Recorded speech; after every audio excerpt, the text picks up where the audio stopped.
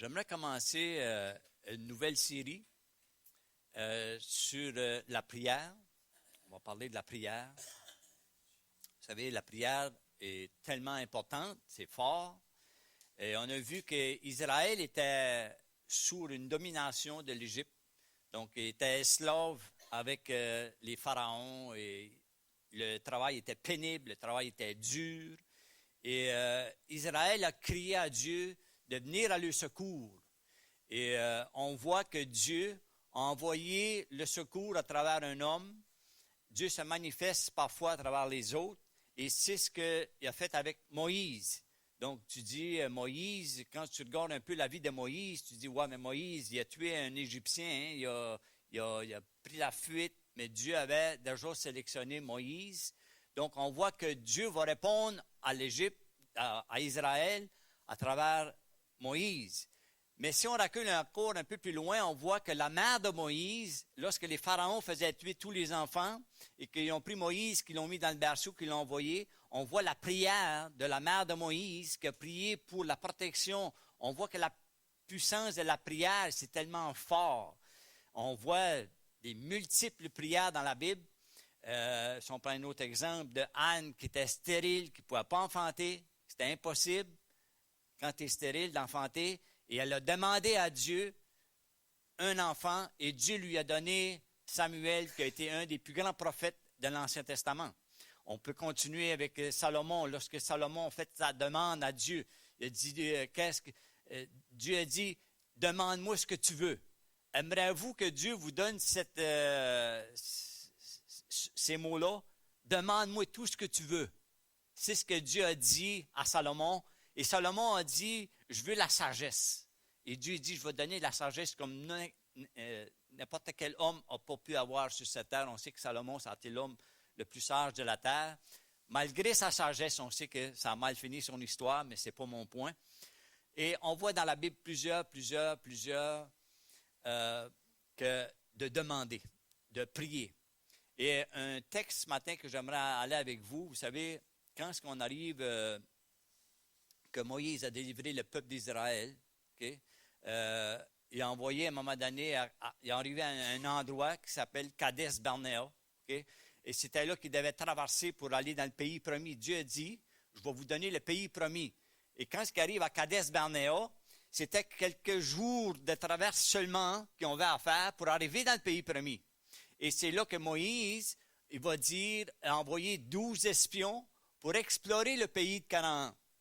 Et quand les 12 espions ont parti pour aller explorer le pays de Canaan, 10 ont revenu avec un message négatif.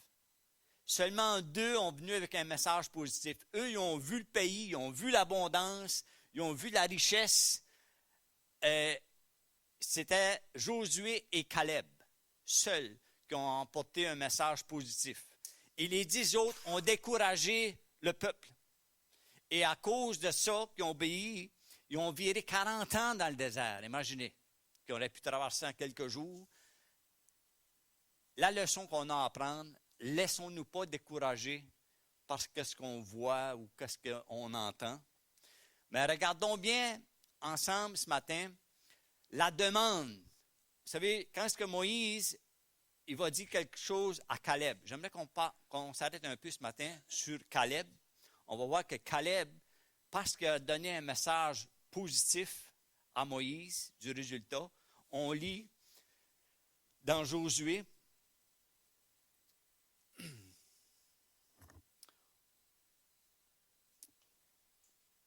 Josué 14, on commence au verset 6. Les fils de Juda s'approchèrent de Josué à Gilgal. Donc, je suis dans Josué, chapitre 14, verset 6, et on va lire jusqu'au verset 14.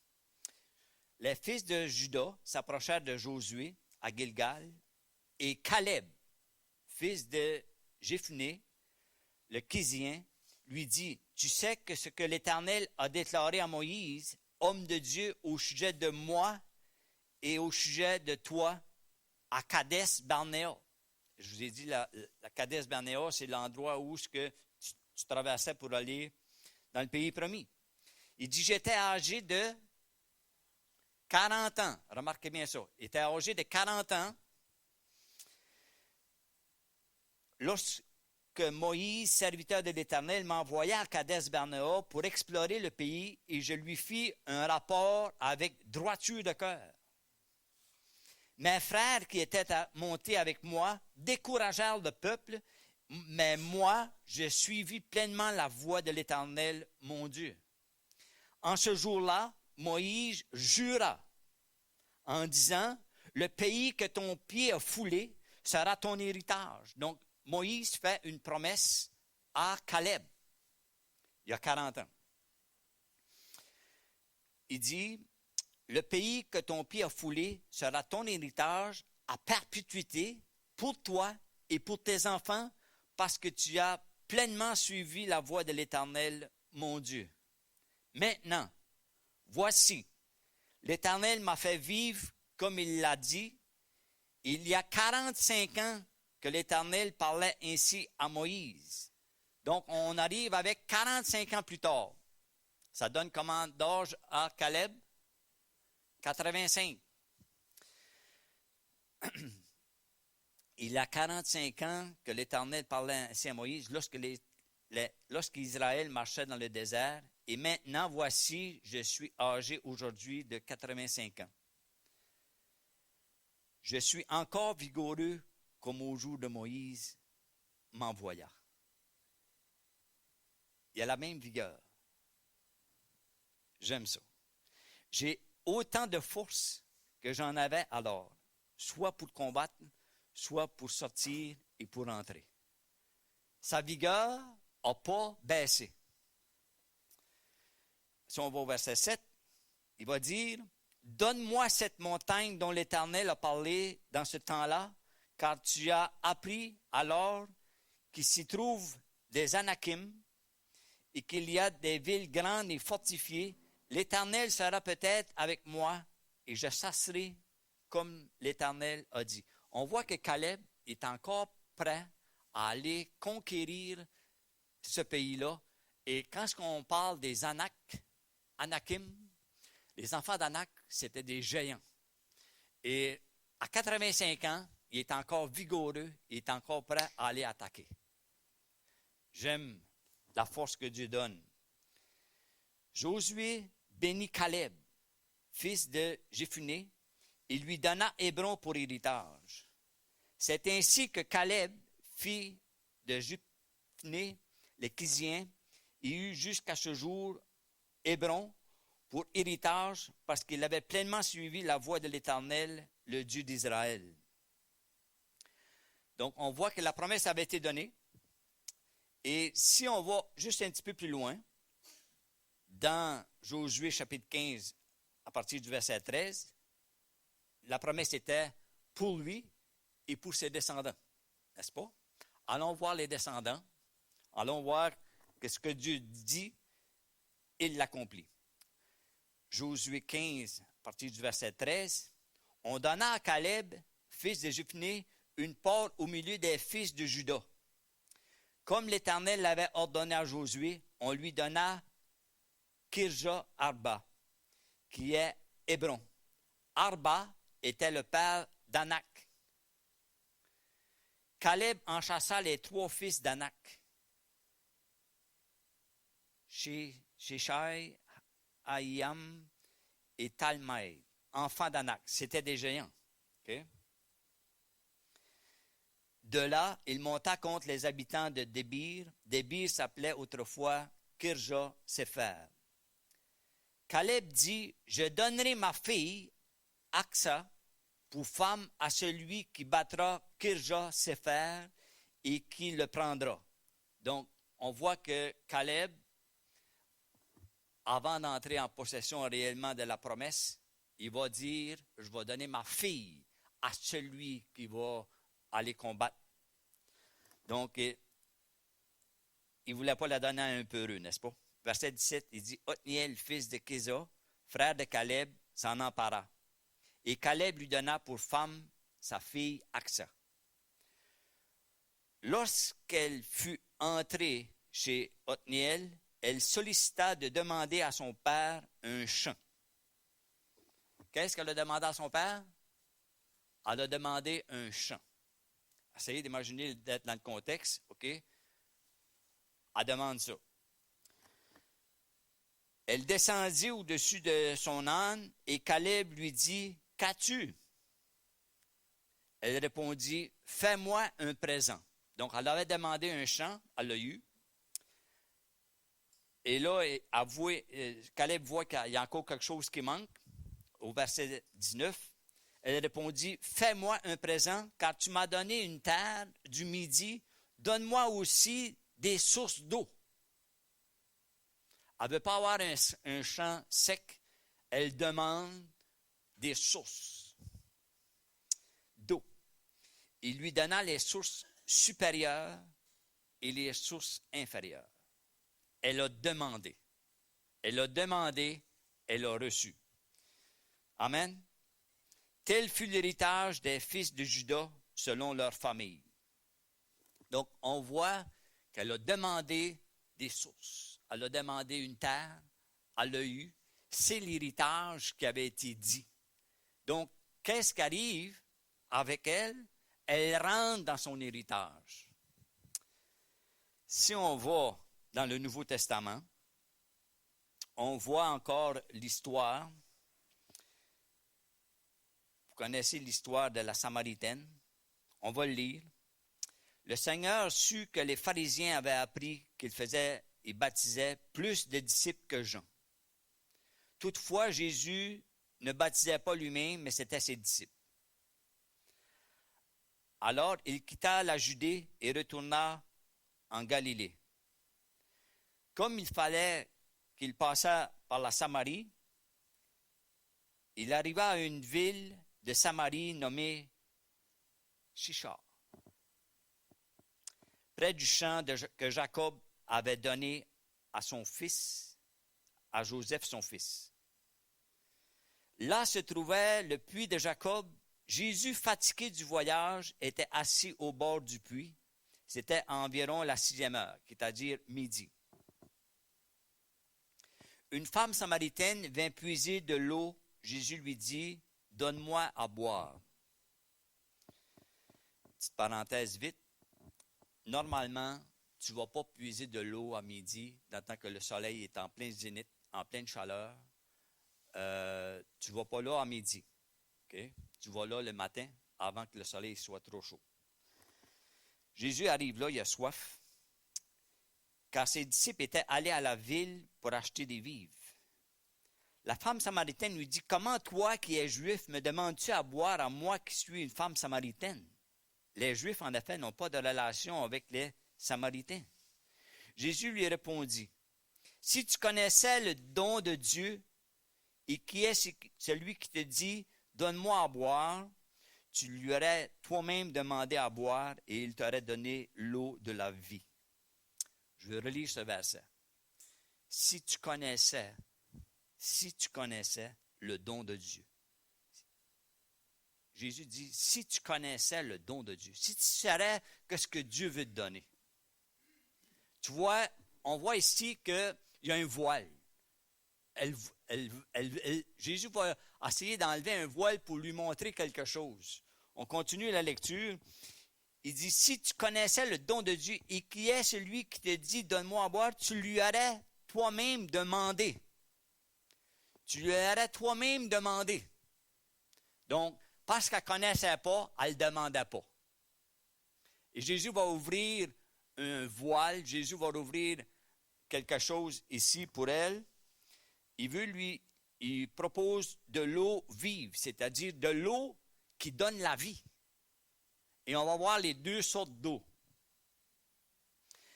Elle essaie d'analyser ça avec ses 5 sens. Vous savez, un peu comme Thomas, il fallait qu'il touche, il fallait qu'il voie, il marche par les 5 sens. Thomas marchait par les 5 sens.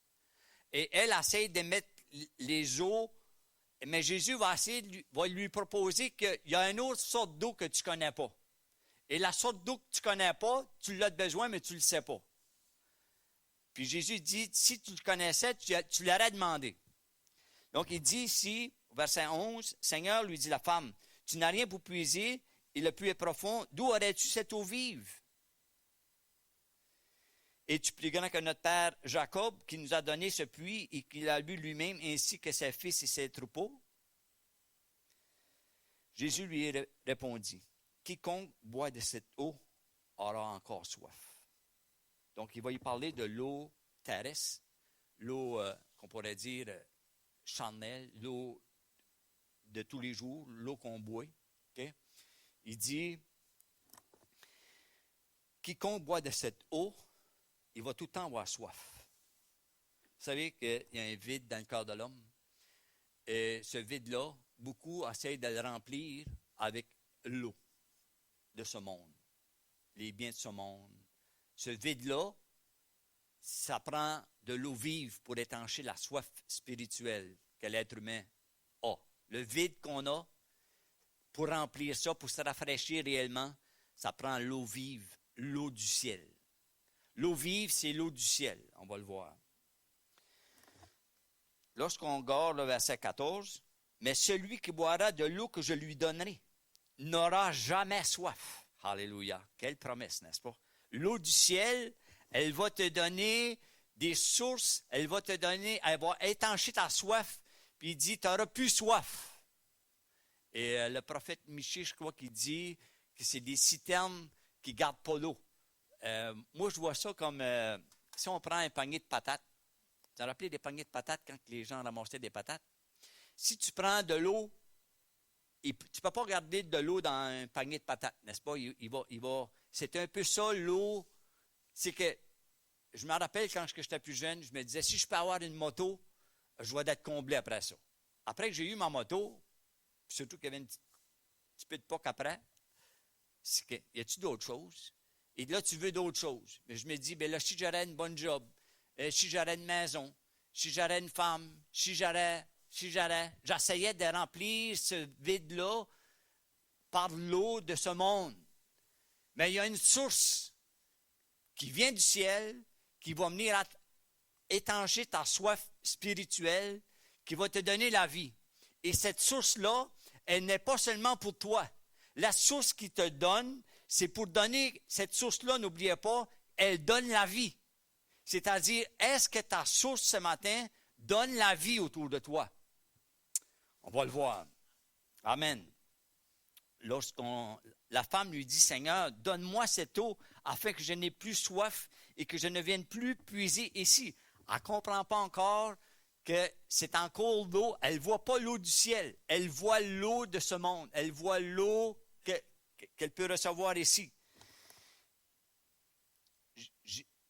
Va, lui dit Jésus, appelle ton mari. Et là, il va y avoir tout un enseignement. Quand est-ce que Jésus dit ça? Appelle ton mari. La femme répondit, je n'ai point de mari. Jésus lui dit, tu as eu raison de dire, je n'ai point de mari. Car tu as eu 5 maris, et celui que tu as maintenant n'est pas ton mari, et en cela, tu as dit vrai. Cette femme-là, probablement, a cherché à remplir, à étancher sa soif avec des hommes. Elle a eu 5, puis celle-là qu'elle a présentement, ce n'est pas son homme. C'est-tu l'homme de quelqu'un d'autre? Je ne sais pas. Mais Jésus, qui connaît tout, qui sait tout, il va dire, t'essayes d'étancher ta soif avec ce qu'il y a dans ce monde. Il y a une source qui vient du ciel, qui est plus que celle que la terre peut t'offrir. Et pourquoi qu'elle était là à midi? Probablement parce qu'elle avait honte, probablement parce qu'elle était pointée du doigt par la ville, par sa réputation. Probablement, il y a une raison pourquoi qu'elle est là à midi. Okay? La Bible ne dit pas pourquoi qu'elle est là à midi, mais il y a une raison pourquoi qu'elle est là à midi.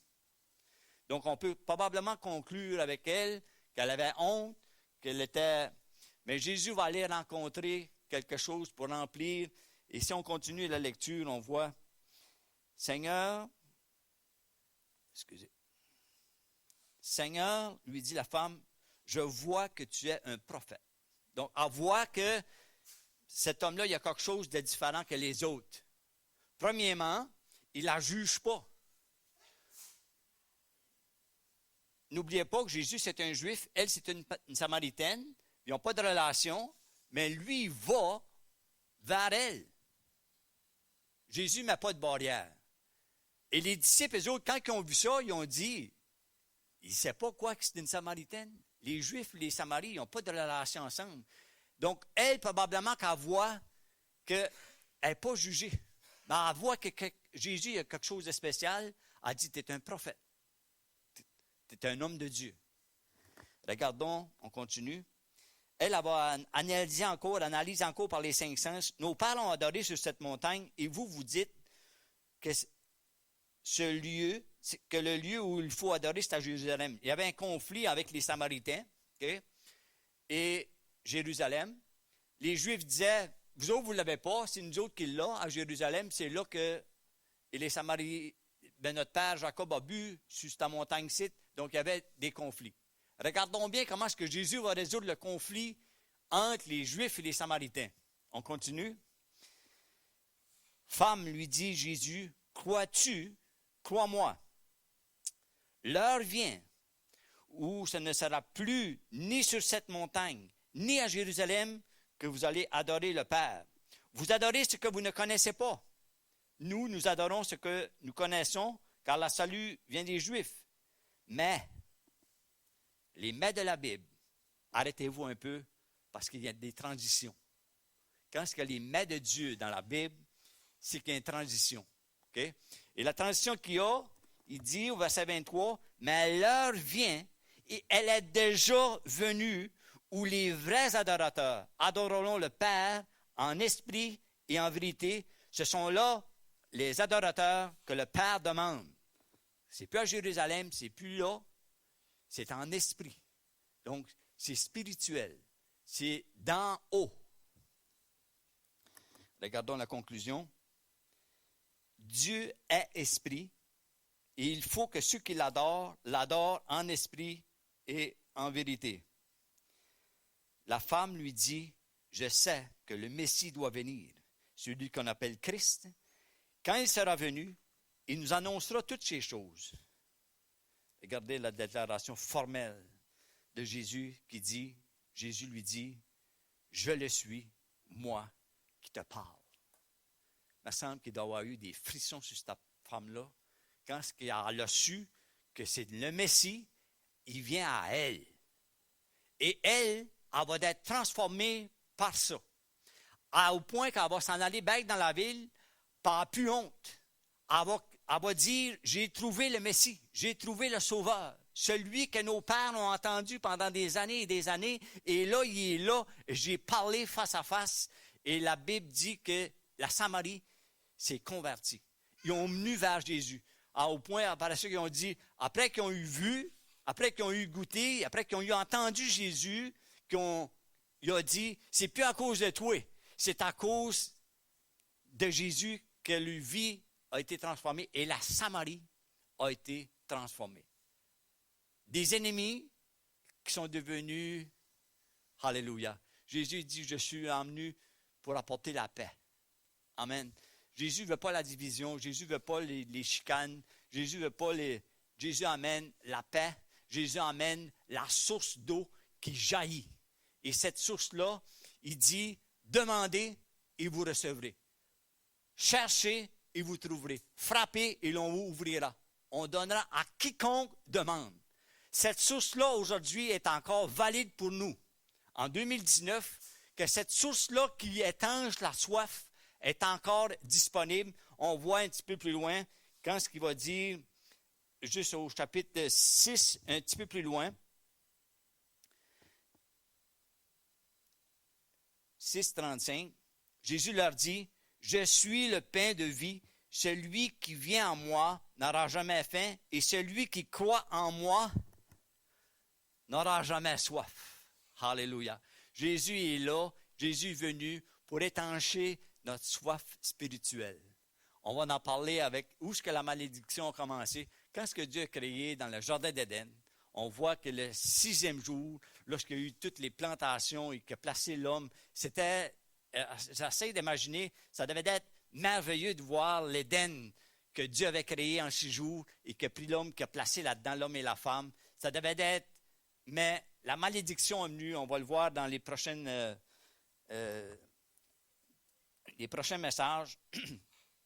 Et si on va encore un petit peu plus loin, on voit que Jésus va dire encore, « Celui qui croit en moi, des fleuves d'eau vive couleront de son sein, comme dit l'Écriture. » Il dit cela de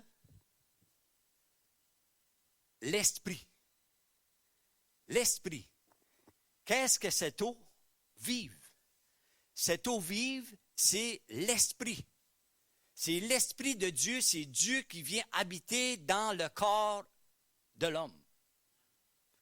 Comment est-ce que l'Esprit de Dieu peut descendre du ciel pour venir habiter dans le corps de l'homme? C'est gloire au sacrifice parfait de Christ à la croix, quand il a ça donné et qu'il a dit, je ne vous laisserai pas comme des orphelins, je vais vous donner mon Saint-Esprit afin qu'il habite en vous éternellement. L'Esprit de Dieu doit nous rendre qu'on n'a pas soif, qu'on ne s'aille pas dans le demande, qu'on ne s'aille pas non plus dans le manque. Quand est-ce que l'Esprit de Dieu nous habite, la paix de Dieu est là, c'est Dieu en nous, c'est l'assurance, c'est la sécurité, c'est le pleinement. Il dit, vous avez tout pleinement en lui. Donc, trop souvent, on a encore les yeux fixés dans ce monde. Jésus va dire, lève les yeux. Ta source n'est pas dans ce monde. Ta source est de Dieu. Ta source est surnaturelle. Ta source, elle vient d'en haut. Dans le psaume 121, David va dire, je lève les yeux vers les montagnes, d'où me viendra l'aide et le secours. Le secours me vient de l'Éternel qui a créé le ciel et la terre. Notre secours, notre soif, la vraie soif, Dieu peut l'étanger. Et comment ça coûte, ça? On peut voir dans l'Apocalypse. Apocalypse 21, 6. Il me dit, c'est fait. Je suis l'alpha et l'oméga. L'alpha et l'oméga, c'est comme c'est des lettres d'alphabet, n'est-ce pas? C'est comme de A à Z. Je suis le commencement et la fin. Je suis l'alpha et l'oméga. Okay? Il dit, le commencement et la fin, à celui qui a soif. À celui qui a soif. Je donnerai de la source de l'eau de la vie gratuitement. Dieu, il la donne. Personne ne la mérite. Personne ne peut l'acheter. Jésus a tout accompli à la croix une fois pour toutes. C'est pourquoi il va dire, venez à moi, vous qui êtes fatigués et chargés, et je vous donnerai du repos pour vos âmes. On a besoin de cette paix-là. On a besoin de cet esprit-là. On a besoin de cette eau-là, cette eau vive qui nous donne la vie. Mais il ne faut pas être égoïste non plus là-dedans. Oui, on a besoin de ça. Mais le monde a besoin de ça. N'oubliez pas quand ce qu'il dit, l'eau que je vais vous donner, elle va produire en vous des fleuves qui donnent la vie. C'est pourquoi Jésus, quand il a envoyé les disciples, il a envoyé les disciples avec un message que l'eau, ce monde qui cherche à remplir des vides avec toutes sortes de choses, ils n'ont pas la solution. Mais ceux qui ont l'Esprit de Dieu doivent avoir en eux des sources qui vont donner la vie. J'aime voir des gens qui sont transformés. J'aime voir des gens qui se convertissent. J'aime voir des gens que leur vie change. Comme on l'a chanté tantôt, il n'y a rien de plus beau que de voir des vies transformées. Je racontais hier un témoignage à un gars, deux gars qui sont convertis, puis j'annonçais, puis il dit, « Hein? Je pensais jamais que ces gars-là allaient changer. Je pensais jamais que Dieu peut faire de quoi. » La source, lorsque tu trouves cette source-là, ta vie transforme. Le manque, la soif. Vous savez, quand tu as soif, quand tu es dans un désert, que tu as soif, tu n'es pas bien. Mais la source d'en haut, elle vient t'emmener à un niveau supérieur. Il faut l'Esprit de Dieu. Si on va un petit peu plus loin, encore dans Jean, Jésus va dire, « Si vous demeurez en moi et que mes paroles demeurent en vous, demandez ce que vous voulez. Je vous ai dit tantôt, quand est-ce que Salomon a pris des sacrifices. Salomon a pris 10 000 sacrifices. C'est un extrémiste. 10 000. On voit des troupeaux de sang, mais 10 000 sacrifices, au point qu'il a fait bouger Dieu. Et Dieu dit, c'est quoi tu veux? Il dit, c'est une bonne question, n'est-ce pas? Quand est-ce que Dieu dit, c'est quoi tu veux? Dieu pose la même question ce matin, c'est quoi tu veux? Demande. Demande-moi ce que tu veux. Et regardons bien qu'est-ce qu'il dit. Il dit, si vous demeurez en moi et que mes paroles demeurent en vous, demandez ce que vous voudrez. Et cela vous sera accordé. Qu'est-ce que tu demandes? C'est le thème de mon message ce matin. Qu'est-ce que tu demandes? L'eau de ce monde ou l'eau d'en haut? L'eau d'en haut est supérieure à l'eau de ce monde. Dans Hébreux 4,16, il y a beaucoup de lectures ce matin, mais la parole de Dieu, elle est vivante. Il dit, approchons-nous donc avec assurance du trône de la grâce, afin d'obtenir miséricorde et de trouver grâce pour être secourus dans nos besoins. Qu'est-ce qu'il faut faire? Où est-ce qu'on va prendre l'eau? On a dit que l'eau vient d'en haut, mais il dit, approchons-nous du trône de la grâce. Un trône de la grâce, on sait que Dieu est dans le ciel. Le ciel est son trône. Il dit, approchez-vous par la foi au trône de la grâce avec assurance. C'est-à-dire, ne mets pas de doute. Dieu est là. On voit que les prières qui ont été exaucées dans l'Ancien Testament, comme on a vu tantôt avec Israël, avec Moïse, avec Anne, avec Salomon, avec David, c'est plein. Approchons-nous avec assurance du trône de la grâce afin d'obtenir miséricorde, de trouver grâce, d'être secouru dans nos besoins. Je vais conclure avec un dernier passage dans Philippiens qui va dire « Ne vous inquiétez de rien. » Ne vous inquiétez de rien. Vous savez, la Bible dit dans le Proverbe que l'inquiétude dans le cœur de l'homme, là-bas. L'inquiétude va te emmener bas. Ne vous inquiétez de rien, mais en toute chose, faites connaître vos besoins à Dieu par des prières, des supplications, des actions de grâce et la paix de Dieu. Alléluia.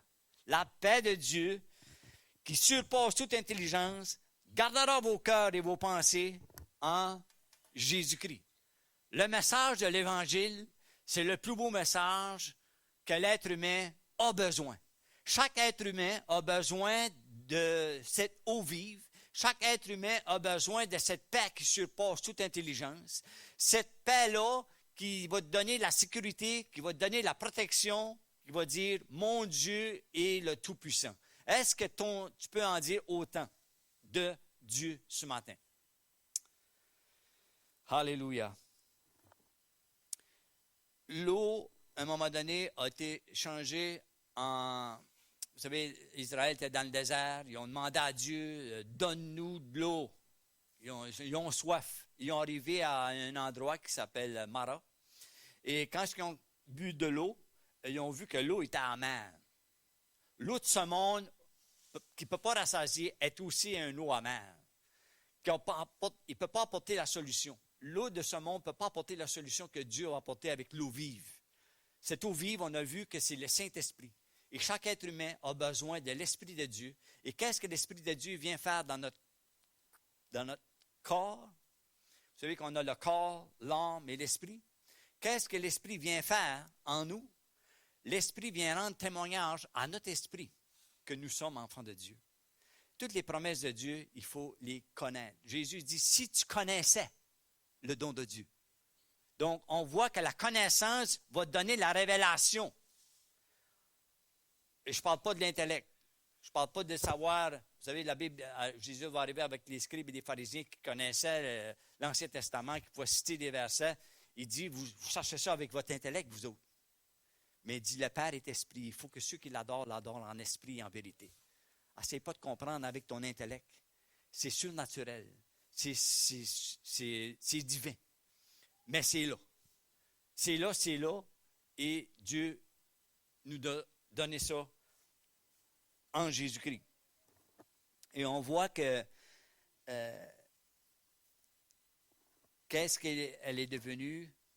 C'est que cette eau vive-là, elle va te donner une nouvelle identité.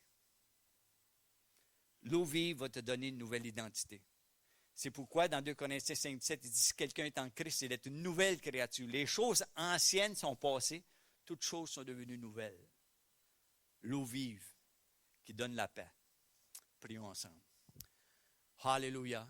Père éternel, tu nous demandes de demander. Père éternel, tu vois, Seigneur, chacun de nous ici ce matin, Seigneur. Tu dis que tu ne mets pas dehors celui qui vient à toi. Tu vois ceux qui écoutent ce message par le truchement de cette vidéo. Père, tu connais chacun, Père. Tu vois le vide que l'eau de ce monde n'a pas pu remplir. Mais toi, tu proposes une autre eau. L'eau d'en haut. L'eau spirituelle. Cette eau vive. Père éternel, dans le nom de Jésus, Père, ce matin, abreuve ton peuple. Abreuve ce monde, Père éternel, de ton esprit, Père, dans le nom de Jésus, Père. Le peuple de Dieu dira Amen et Amen.